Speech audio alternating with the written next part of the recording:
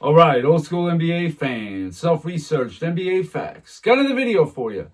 As always, thanks to anybody who watches my videos, subscribes to my channel. I really appreciate it. My comment of the day comes from Sharif Brown 0704. I think it's very fitting, this comment, based on the video that I'm going to present. This person says, MJ objectively had a better average supporting cast from 1991-93 and 96 and 98 than Bron's 10 finals runs relative to era.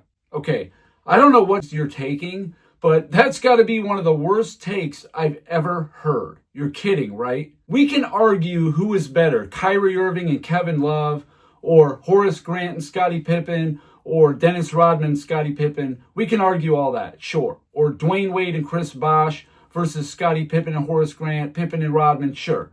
But you're going to sit here and argue that J.R. Smith, Tristan Thompson, Iman Shumpert, all those guys were inferior to John Paxson, Craig Hodges, Bill Cartwright? Really? That's a joke. I would have much rather had J.R. Smith and Iman Shumpert and Tristan Thompson than those guys, I could promise you. But this video here is going to poke a lot of holes into your take. So this video is going right after PER. Now, some people like box plus minus. I don't. And I'll tell you why. Box plus minus may work for a star, but it does not work for the peripheral players. Because if they're on a great team, they're going to have a high box plus minus just for being on a great team. Tony Kukoc in 1996, he's like top 10. Steve Kerr's like 20 or 25. Like, come on. You get dragged up for being on a great team. So it isn't a very good measurement of an individual player in my mind. PER, I think, is actually pretty good. So trying to understand what PER is. A measure of per minute production, standardized league average is 15. Sum of accomplishments of negatives, per minute adjustment, pace adjustment, league average, yada, yada. Now, on this one here, it talks about that John Hollinger guy who created PER, which is fine as long as it's standardized for everybody and it's consistent for everybody. It's fine. Well, he says mostly the same stuff about you take into account all your good stuff and then you subtract the bad stuff, essentially. A 20 PER is great, and a 25 PER is elite. Wait till you see some of the numbers some of these guys did. Definitely on the other side of 25. Now, there haven't been a lot of two teammates top 5 in PER on the same team at all. Going to all the way back to 1970, because before that, there was a few amount of teams, and it would have been a lot easier for two guys to be in the top 5. So I'm not doing before 1970. But since 1970, get a load of this. These are the teammates who were on the same team and top 5 for PER. 1983, the Philadelphia 76ers. Moses Malone, number 1. Dr. J, number 5. 1985, Magic Johnson was number 4 and Kareem number 5 on the 85 Lakers. 1987, Boston. Larry Bird, number 3. Kevin McHale, 5. And as you can see, 2 of those 3 teams won the championship. The other one got beat in the finals in 6 games. So from 1970 all the way to 1997, that covers 28 seasons. There was only those 3 teams. That was it. 1998, San Antonio.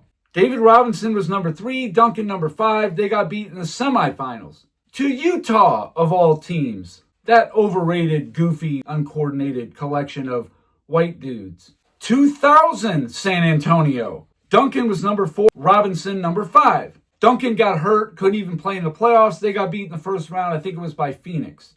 The 2003 Lakers. Shaq was number 2. Kobe was number 5. They got beat in the semifinals to San Antonio. 04 Lakers. Shaq and Kobe again. Shaq number 4. Kobe number 5. They got beat in the finals in 5 games. The next time it happened, oh, looky there. 2011 Miami. LeBron James number 1. Dwayne Wade number 3. They got beat in the finals in 6 games. Now, of course, if you're a LeBron James fan, you're going to say, oh, PER, that don't mean nothing. You want to go by any metric that doesn't make your boy look like he had a great supporting cast. How about the next season in 2012? Oh, Miami, again. LeBron James, number 1. Dwayne Wade, number 3. They won the championship. Must be nice. 2016, Oklahoma City, and this is the last time it's happened. Kevin Durant was number 2, Russell Westbrook number 3. They had 2 of the top 3 in PER in the same team. I mean, so did LeBron twice. And of course, OKC, they got beat in 7 to Golden State, one of the classic choke jobs of all time. So these guys didn't get as high of a PER being on the same team. That's somewhat understandable because when you're on your own team and you're the man, then you're going to have a lot more chances to be high in PER. That's why a lot of teammates don't make it top 5 in PER because your chances are somewhat limited. Makes sense. But just know, the only time in NBA history that 3 players in the top 5 coming off of the season before are joining together on the same team, 3 of the top 5 in PER. That team is the 2010-2011 Miami Heat.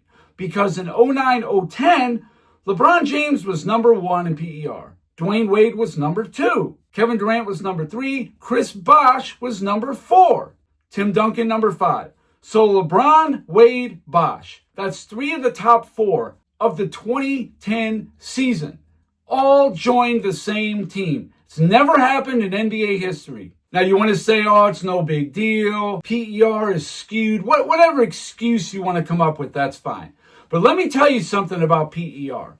If there were players 1, 2, and 4 that joined forces in seasons past, here's what that would look like. I took one random year from each decade to see what if the number 1, number 2, and number 4 in PER were to join the same team. What would that look like? Let's take a look. 1957-58 season. Number 1 was Bob Pettit. Number 2 was Dolph Schayes. And number 4 was Bill Russell. So that means your front line would be Bob Pettit, Dolph Schayes, and Bill Russell. There's nobody touching that at all. You're sweeping probably every round in the playoffs. That would be the greatest front court in NBA history, bar none. How about 1962? An even better trio. You got number 1, Wilt Chamberlain, number 2, Elgin Baylor, and number 4, Oscar Robertson. And this isn't past his prime Elgin Baylor or edge of his prime Wilt Chamberlain. This is prime Wilt, prime Elgin Baylor. With prime Oscar Robertson, it's a wrap. They would have beat Boston. They probably would have swept Boston. How are you going to deal with Oscar, Elgin Baylor, and Wilt Chamberlain on the same team? You're not going to. Although Boston did beat Wilt Chamberlain, Elgin Baylor, and Jerry West, I got to say that Baylor was a little bit older, but that was the magic of the Boston Celtics too. They were just so good as a unit, they could take down an all-star team. But anyway, how about 1974? Number 1, Bob McAdoo. Number 2, Kareem Abdul-Jabbar. And number 4, Rick Barry.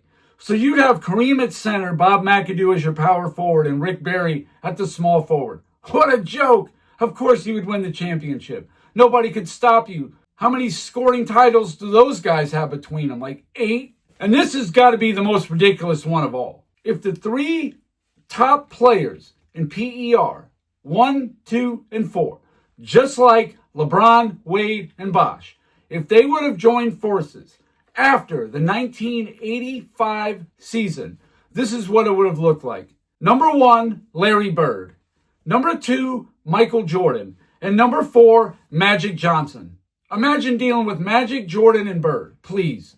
They would have won 5 in a row probably. Nobody would be able to handle that. How about the 1993 team? Michael Jordan was winning a three-peat with Scottie Pippen and Horace Grant as his best 2 teammates. Imagine what he would do with Michael Jordan, number 1, Hakeem Olajuwon, number 2, and Charles Barkley, number 4. Barkley won the MVP in 93. Olajuwon was Defensive Player of the Year. And then you got the best player in the world on one team. Imagine that. That's the equivalent of what happened in 2010. Now you can say, well, come on, Chris Bosh, he's not Barkley, he's not Magic. Okay, maybe he's not. But in the NBA in 2010, apparently he was. He was a really nice player. I know he made All-NBA, I believe it was in 2009, but Chris Bosh was on the Olympic team. This was not a fluke. Chris Bosh was much better than he was on Miami, I'll tell you that. He was relegated to get rebounds and shoot some threes. He didn't get to showcase his offensive game like he did in Toronto. Not at all. Bosh was nice. And I believe him and Wade together in 2011, they would have got to the finals. I don't know if they would have won it, but I think they would have beat Chicago. I think they would have beat Cleveland. They would have beat Boston. But we'll never know. How about 2007? Number 1, Dwayne Wade. Wow. So in 2007, Dwayne Wade was number 1 in PER in the NBA. That must be nice to have that guy on your team. Number 2 is Dirk Nowitzki. And number 4 was a tie. You could have either Duncan or Kobe on your team. I think I probably would go Duncan, not because I think he's better than Kobe, but the better fit. Dwayne Wade and Dirk, that's going to supply all the offense you need. And then Tim Duncan would be the defensive anchor you would need. I mean, you could put Kobe on that team and have a ridiculous backcourt of Kobe and Dwayne Wade, sure. They would be unstoppable on offense. But I just think Duncan would make them a hair better because of the interior defense. The 2015 PER top 5. Number 1, Anthony Davis. Didn't LeBron play with that guy? Pretty sure he did. Number 2, Russell Westbrook. Didn't LeBron also play with that guy? I thought he did. Number 4, James Harden. So it'd be Anthony Davis, Russell Westbrook, and James Harden. Now, like I always tell people, I thought the NBA was weak around this time. That's why that trio is probably the weakest we've heard so far. But LeBron played with a number 1 and a number 2 in PER right there. But again, if you're going to stick up for LeBron, you're going to discount PER. It's automatic. How about the 2024 season? Number 1, Nikola Jokic. Number 2, Giannis Antetokounmpo. And number 4, Luka Doncic. He plays on the Lakers now, does he not? Another guy played with LeBron. And also, look who's number 5 on that squad. Anthony Davis. Must be nice. So you would have Jokic, Giannis, and Luka. I'd say that would win the championship for you pretty easily. And just for another little tidbit, 2014 PER leaders. Get a load of these names. Number 1 is Kevin Durant. Look who's number 2, LeBron James. Look who's number 3, Kevin Love. They actually joined forces the next season. Another high-level PER player for LeBron James. It's getting ridiculous. Anthony Davis in 2014 was number 4. DeMarcus Cousins number 5. That's crazy. Didn't know that. Here's the level of PER teammates that LeBron James had. Not just right before he joined their team like Kevin Love and Chris Bosh. Actually on his team. 2011, Dwayne Wade was 3rd. 2012, Wade was 3rd. 2013, Wade was 7th. 2020, Anthony Davis was 4th. 2023, Anthony Davis was 5th. 2024, Anthony Davis was 5th. 2025, Anthony Davis was 4th. And also in 25, Luka Doncic, the guy they traded for, was 6th. And this year so far, in the young 2026 season, Luka Doncic is 4th. He's always had high-level teammates. And you're going to sit here and squabble to me about one-sided players like Dennis Rodman and Tony Kukoc? Come on, knock it off. Michael Jordan's best teammate ever, obviously, Scottie Pippen, right? Here's what he did when playing with Michael Jordan. In 1988, the savior, he walked through that door. The losing stopped as soon as Pippen came. Well, Pippen ranked 120th in PER in 1988. I think that's a little low. 1989, as a starter, he was 92nd. In 1990, as an all-star, 62nd. Now, when he enters his prime, now he's got a decent rank. 1991, he was 20th. 1992, he was 13th, which is the best he ever was with Michael Jordan in a full season.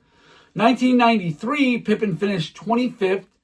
In 95, now they only played less than a quarter of the season, but he did finish 7th that year. That's good. 96, Pippen was 15th.